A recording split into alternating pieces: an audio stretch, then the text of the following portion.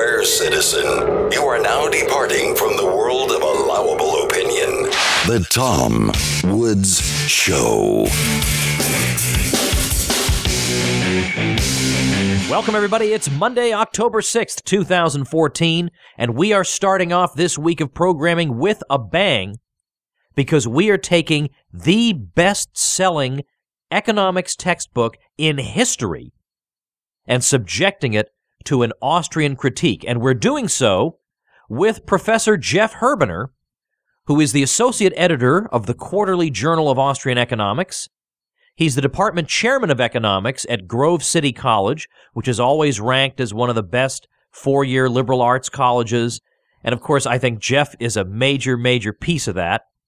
And he is the editor of the book The Meaning of Ludwig von Mises, Contributions in Economics, Epistemology, Sociology, and Political Philosophy.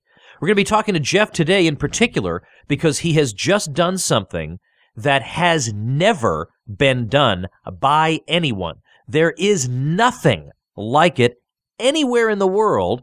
For my LibertyClassroom.com website, he went through the Paul Samuelson and William Nordhaus textbook simply called Economics, and he went through all 31 chapters and did a lecture on each chapter, laying out the Samuelson Keynesian view and then laying out the Austrian view. And there are so many topics that you're going to see in a typical textbook that are not addressed in the major Austrian treatises for various reasons, but now they are.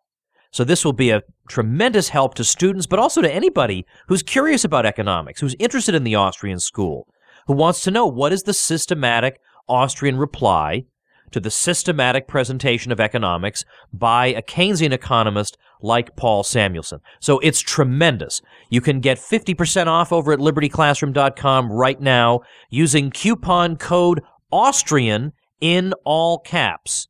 LibertyClassroom.com is where you can get this course plus 10 more with more still to come. And, of course, you download these courses. You don't sit in front of your computer. You download these courses and listen to them or view them at your leisure. Jeff Herbener, welcome back to the show. Thanks, Tom. It's great to be here. Jeff, you have done something that has never been done before. There is no competition here. Like, you are a monopolist in the, superficial sense, right? There is no other attempt that I have seen to take a mainstream textbook and apply a systematic Austrian critique to it. And that's exactly what you're doing.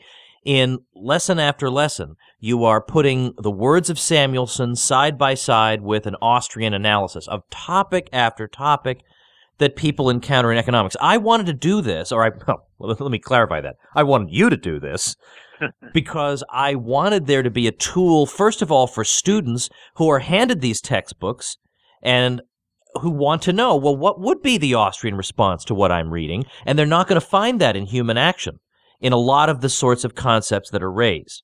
And likewise for the general public, who will hear some of these concepts in the financial press, in the popular media, and don't really know what the Austrian response is. And now we have a systematic Austrian reply. I mean, I think it's a tremendous contribution. The contribution that I made was to think of it, and then instead of doing it myself, to think, well, what sucker could I line up to to do this? Yeah, here I am. I'm delighted to say you came to mind first.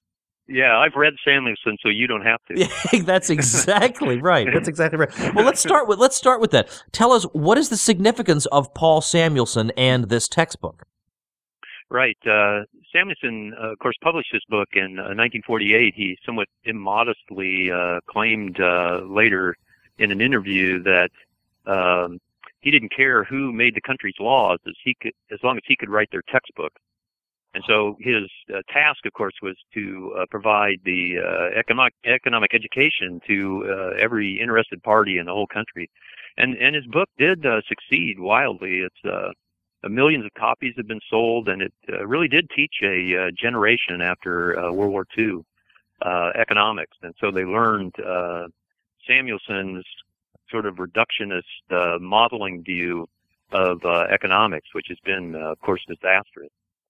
And Samuelson is probably the most widely read, obviously because of how well the textbook sold, Keynesian popularizer in the United States. Now, when I say popularizer, I don't mean to diminish him because he was an original economic thinker in his own right.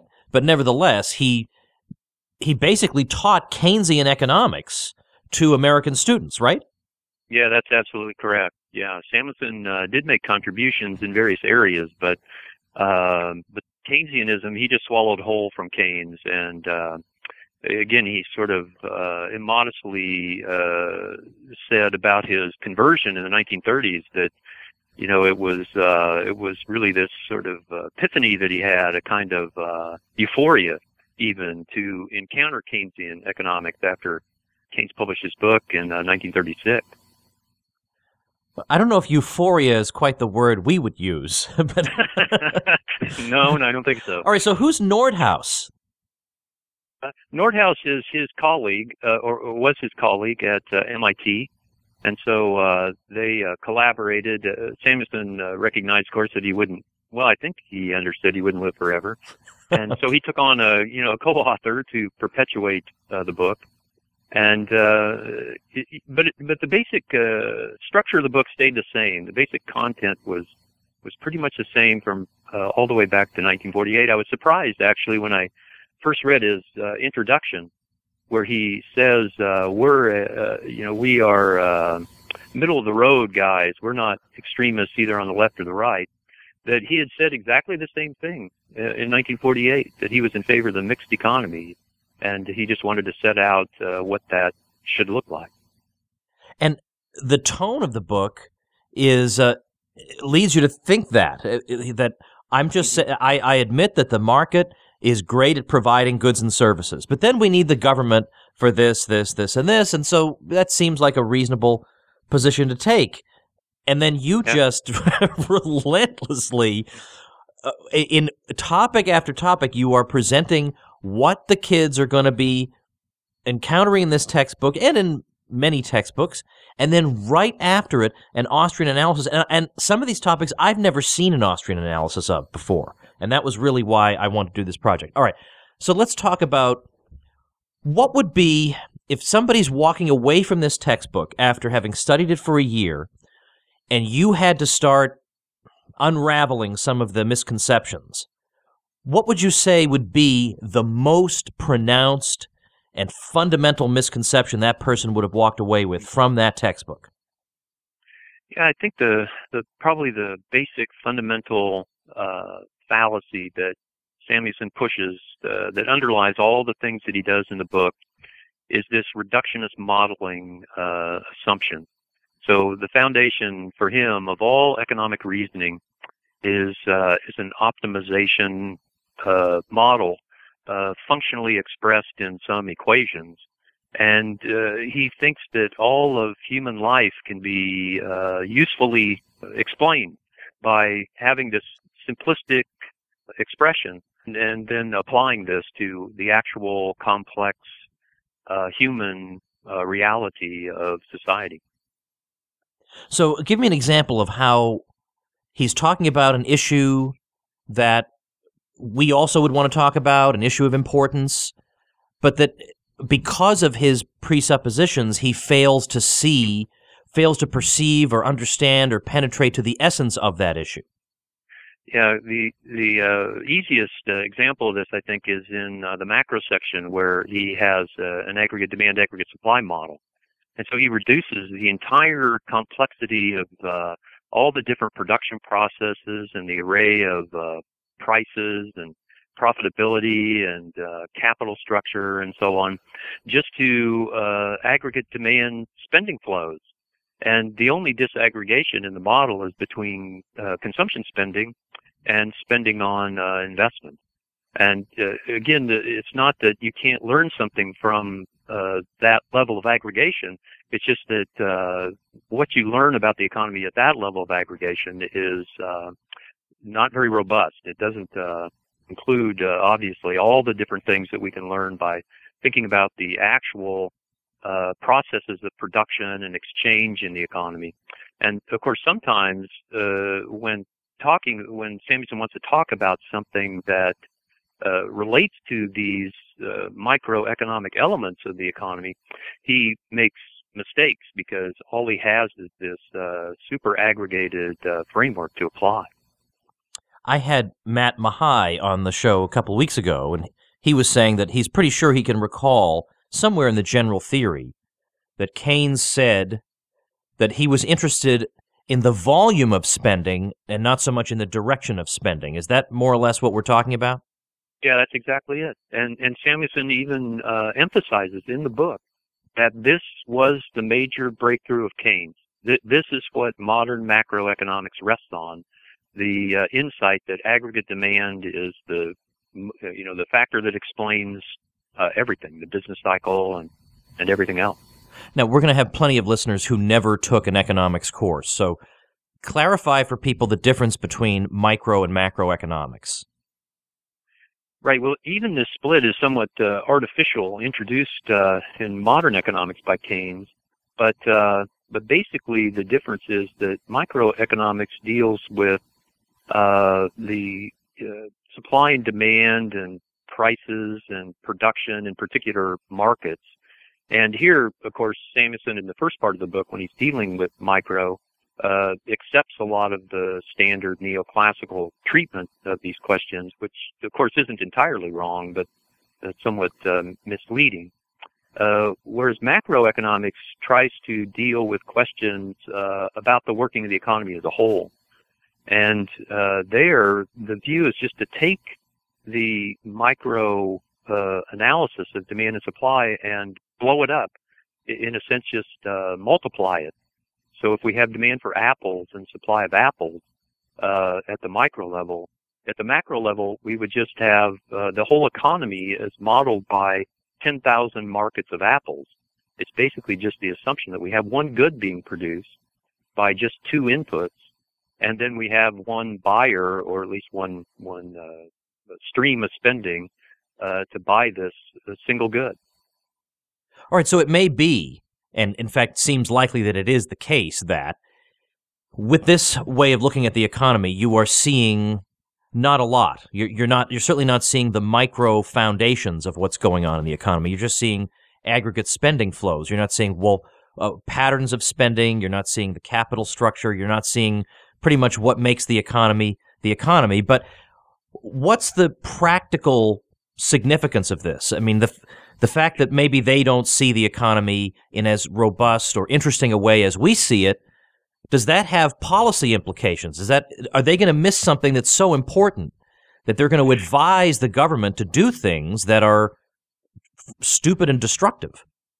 Yeah, that again is one of the remarkable things when you read through Samuelson, how often this fallacy he has that all spending, regardless of its source, has the same stimulating effect on production, runs throughout these macro chapters.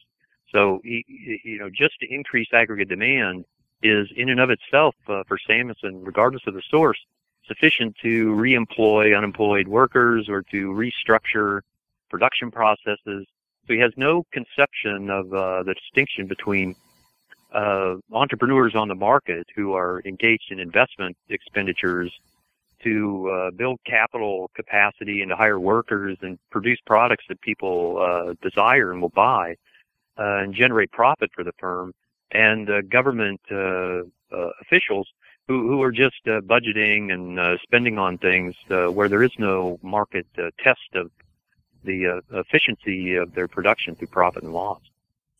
Can you explain to a lay audience the concept of a production function?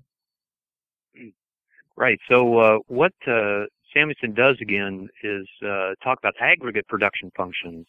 And so he takes what might be a sensible shorthand approach to the production of a single good, where he says, let's consider the production of automobiles, and this would be brought forth by a combination of capital and labor. And if we presume that capital is fixed in amount, we have a certain number of factories, and we add more and more workers to these factories, we see a particular relationship between the workers that we have in the factory and the output that we get. He takes this sort of sensible shorthand view of a production relationship at the micro level and blows this up for the whole economy. So at the macro level, again, it's as if we're only producing one good for the whole economy, and there are only two inputs in the production of this one good. And, oh, by the way, we can also ignore the capital capacity of the production of this good and dwell only on what he calls the variable input, the labor input. So it's bad enough to use just a production function type of analysis at the micro level and not include the entrepreneur's calculations of the monetary implications of hiring labor or building a particular factory. But it magnifies this error tremendously to treat the whole economy as a single production function. Now, getting back to this general question of aggregation that we see among Keynesians and in Samuelson's case in particular, how would this affect a Keynesian or a Samuelsonian analysis of the 2008 crisis? How would they look at that in a way that's different from how Austrians would analyze it, even leaving out the central bank and the theory of the business cycle?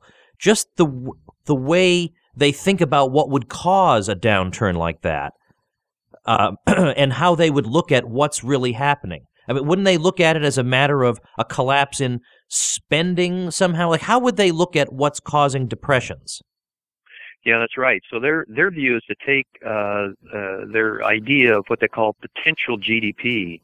So again, they have this model in mind of a production function at the aggregate level, and then it's just a technical question of how many workers do you have and what's your capital capacity, and they plug that into their formula and they generate what they consider to be the GDP potential of the economy. And then anytime the actual production in the economy falls below that, they'll say we're in a recession. And so it is this very simplistic view, and typically what generates the decreased spending that leads to the decline in employment and production is some what they call external shock to the economy. So something will happen, like Samuelson is fond of repeating over and over the oil shocks of the 1970s. So he'll say, well, we have this big boost in prices of oil in the 1970s, and this raised cost and led to reduced production in the United States, and it pulled the economy down below its potential GDP. And then, only aggregate demand increases can push production back up to its potential GDP. So, it's a very reductionist view. It's a very simplistic view of how things work. The Austrians, in contrast, say that what happens in the boom is that the production processes throughout the economy that are interrelated in the capital structure undergo malinvestment. And so it's not excess spending that generates the boom and lack of aggregate demand that generates the bust, but it's a misdirection of spending that leads certain production processes to be built up excessively and other production processes to be produced according to what demands will eventually be in the economy. Again, when I had Matt Mahai on, we were talking about the Taylor rule, and the Taylor rule makes use of the idea of potential GDP and all this, and I've never really been able to get my head around this idea of potential GDP. I've always thought that I must be missing something. I don't have a PhD in economics. My degrees are all in history. Maybe I'm missing something, because my initial response to this was to say that this very concept begs the whole question, which it takes for granted that there's nothing wrong with the capital structure in the economy. There's nothing that's been distorted about it. It's just a thing that can go on in its present configuration indefinitely as long as we just pump enough juice into it. But what if there's more to life than just looking at the number of workers, the amount of K, all this stuff? What if they don't interlock properly? What if because of the central bank there's been distortion of patterns of investment and patterns of spending such that, yeah, in the aggregate you have a lot of stuff, but it doesn't all work together. So you can juice it up all you want, but what you really need to do is, in a way, disassemble and reassemble it. Now, how can they not see that? Yeah, I think the reason they can't see this is precisely because they want a tractable model of the economy. this isn't just an assumption of Samuelson himself. This is held by all neoclassical economists when they do macroeconomics. They have this concept of what sometimes is called shmoo capital. The idea that capital stock in the economy is like Play-Doh, and it can just be molded instantly without cost into whatever configuration one might need for production. And if you think this, well, then of course capital can never be a problem. You can't have a problem of it may be that you've malinvested your capital, but you can instantly reform the capital structure so that this is not a problem. Right. So there are no delays. There are no losses involved. There's no. I mean, in fact, there's your potential GDP problem. Right, is that during the time that you have to undo all this malinvestment, you are foregoing production that would have occurred if you hadn't had the malinvested capital problem in the first place. Let's turn to a specific issue, though, because this is an issue that I studied when I was an undergrad. I took some economics, and it wasn't, and you're not saying, by the way, that everything in this textbook is completely wrong-headed. You don't. In fact, at the very beginning, you say sometimes the errors are quite subtle. Right. But in the case of the Phillips curve, this would be, I think, an area where you would say this is simply wrong-headed, both empirically and theoretically. And I learned the Phillips curve trade-off as an undergrad, even in the 1990s. It was still being taught. For all I know, it's still being taught today. What is the trade-off of the Phillips curve? Samuelson seems to embrace this relationship. And what's wrong with this idea?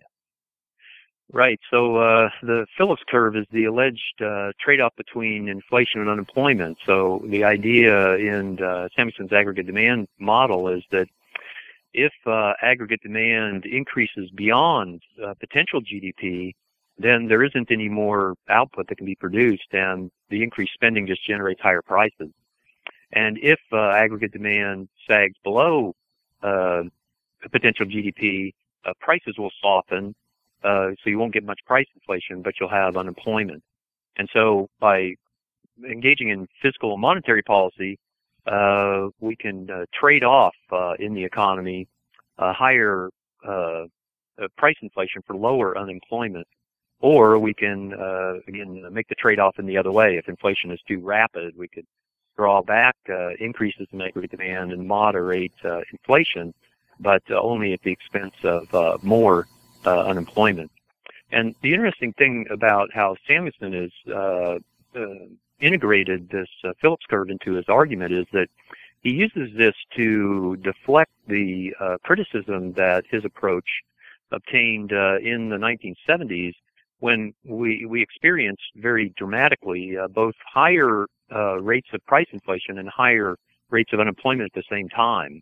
And so here, I remember Murray Rothbard, writing in the 1980s, he pointed out that this presented a terrible dilemma to policymakers because, of course, if price inflation is increasing, accelerating at the same time that unemployment rates are rising, the policymakers can't both step on the accelerator and increase aggregate demand to fight unemployment and hit the brake of aggregate demand to fight price inflation at the same time. And so Samuelson has to have a way to address this problem, and he uses the Phillips curve to do this by claiming that the Phillips curve actually, because of external shocks or some exogenous factor, shifts over time. So it will shift out over time, especially when inflationary expectations pick up or, again, some other factor external to his model.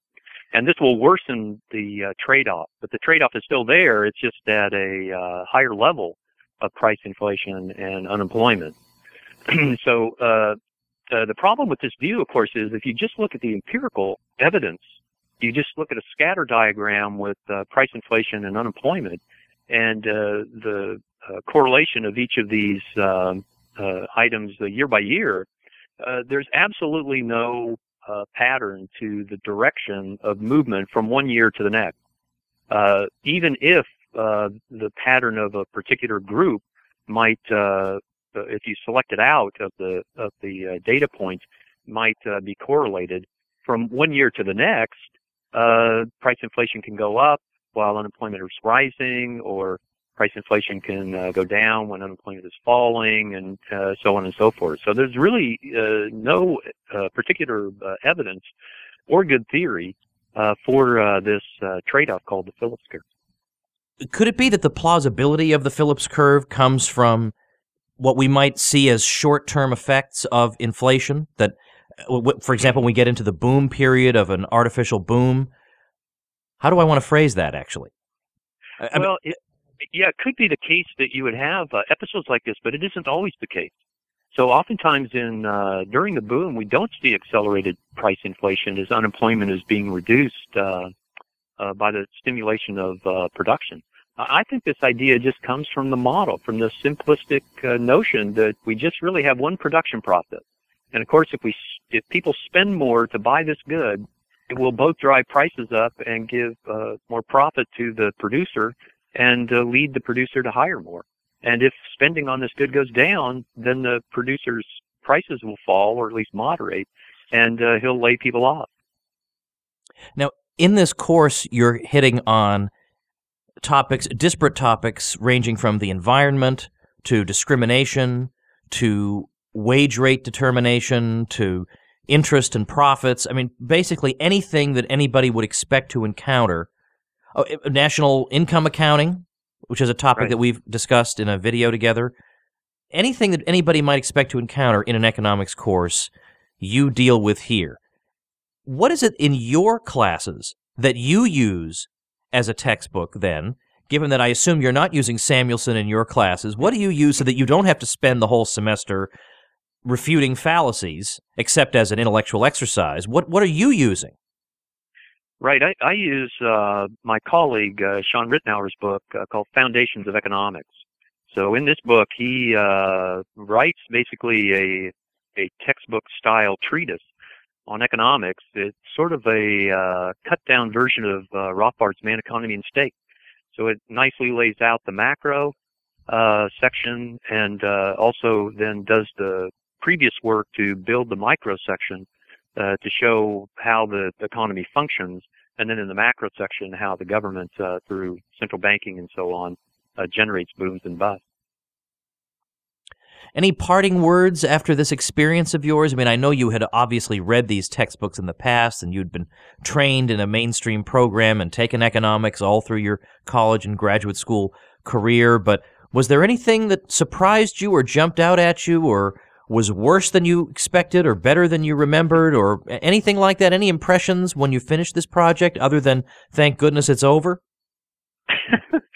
Well, yeah, I did. It was a relief, actually. I'm sure it was. When I finished, I took a week off and didn't do any work. Well, you know, when I saw the very last lesson, you look like a shell of a man by the end of the course. Right. That's exactly right.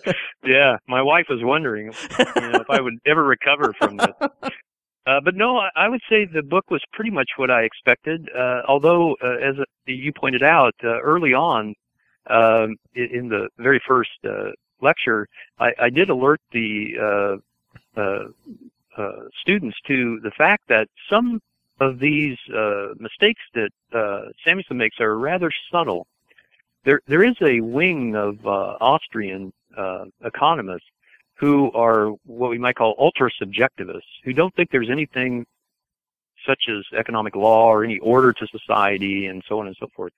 And at least the neoclassical economists share with the Misesian Austrian economists the view that there is, in fact, a social order. And this, at least that aspect of economics comes through in Samuelson's book. Well, Jeff, I'm, of course, grateful for your time with us today, but super grateful for the time you took going through 31 textbook chapters to break new ground by giving this systematic Austrian critique. People, of course, can get this over at libertyclassroom.com. This is the 11th course. The 12th course is in preparation. Now, these are courses you can listen to or watch. They're in both video and audio format. You can listen to them on the go. You don't have to join Jeff at 5:30 p.m. Eastern Time or anything like that. It's all at your convenience. You can ask Jeff your questions. We're going to do a live session where you can ask Jeff your questions live and not just in our discussion forums sometime this month. Jeff, I haven't told you that yet. You're finding out about this right now, as a matter of fact, right? All right. It's Excellent. Yeah. like finding out that you've been fired as Secretary of State in the newspaper or something. So now you're finding this out. So, Jeff, thanks so much for this.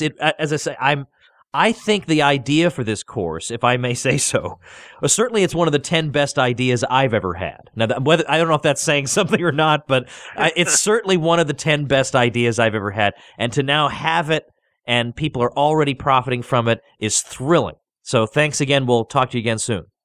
All right. Thanks, Tom. All right, everybody. There are, in fact, 2 ways to get this course. Now that you've listened to the whole thing, I will disclose to you the second way. The first way is to go to libertyclassroom.com, use coupon code Austrian in all caps to get 50% off.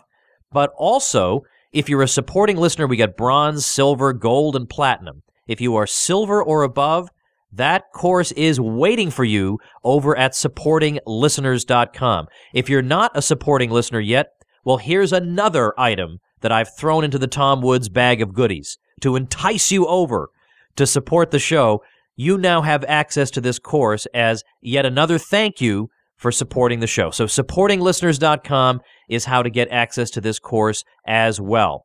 Also, remember, this Saturday is Liberty Fest 5. I'll be there. I'll be in Boise, Idaho on October 25th. So check out Liberty Fest 5, October 11th. You can get the details on that and all my events at tomwoods.com/events. Tomorrow, we're going to discuss a historical topic, Calvin Coolidge. Join me then. Subscribe on iTunes and Stitcher over at tomwoodsradio.com so you don't miss any of these episodes. We'll see you then. The Tom Woods Show.